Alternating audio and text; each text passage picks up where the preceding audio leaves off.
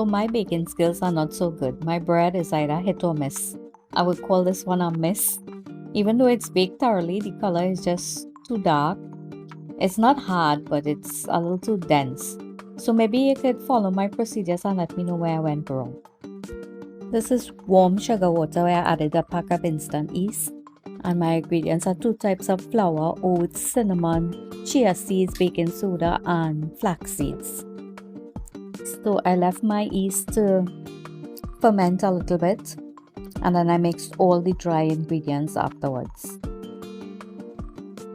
Now I have one of those mixer thingies, those KitchenAids, but I find like when you use those things, it's just too much pieces to wash up. So I just decided to do it by hand. So I poured in the warm fermented yeast mixture into this and brought it all together with the whisk, and then I used my hands to knead it afterwards. So I use the normal method of the roll and tuck method until your dough becomes smooth, and I did that for a lot of time, so I didn't need to do any dance workout or any other workout for the day because I think that this was enough of a workout, especially for my upper body.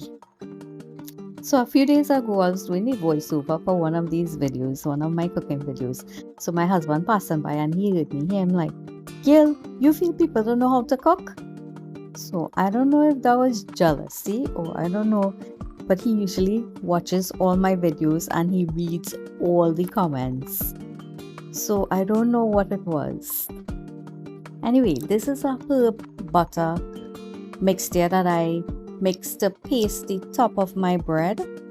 So all the different dry herbs that I have here, like oregano, parsley and basil and all of that, with a little bit of melted butter, and I'm going to set that aside to paste it onto my bread before it goes into the oven.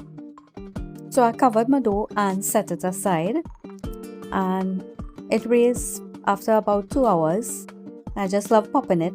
That's just so satisfying to do. So I kneaded the flour again, and then I cut it into 4 pieces, and I was deciding at that point whether I was going to make 4 loaves or if I was going to make some buns.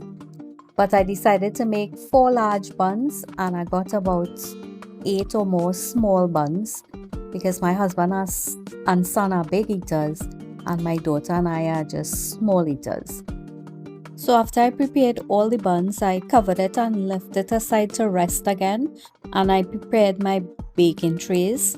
I just put some greaseproof paper and I put a little bit of cooking oil and just used the brush and brushed it on. I started learning to cook with my mom in the kitchen from the age of 9 years old. She had a restaurant business, but I never really liked cooking at that time. I just saw it as a chore. After I went off on my own, I didn't cook for about 20 years. My mom and my mother-in-law would prepare all my meals for me. And yes, that is how spoiled I was. Only in my 40s, I developed a liking for cooking, and I was interested in getting more information on healthy ways of living in a holistic way. So that's when I really started having a passion for cooking. So I feel I brushed on the herb butter mixture too early. That's why my bread turns so brown. Because when I look back at some videos on YouTube, I see that they brush it on almost to the end. So that could be a contributor to why my bread turns so brown. So my convection oven was on 350 and I put it for 10 minutes first, and then I flip it around for another 10 minutes in the oven. And this is me doing some kind of clumsy thing here, and I always get burnt. To go with this bread, I just prepared some fruit and vegetable with a store-bought dip, and I made some tuna. And I didn't have enough mayonnaise for this tuna, but it tasted good anyway because I put a lot of parsley and celery and a little bit of Dijon mustard.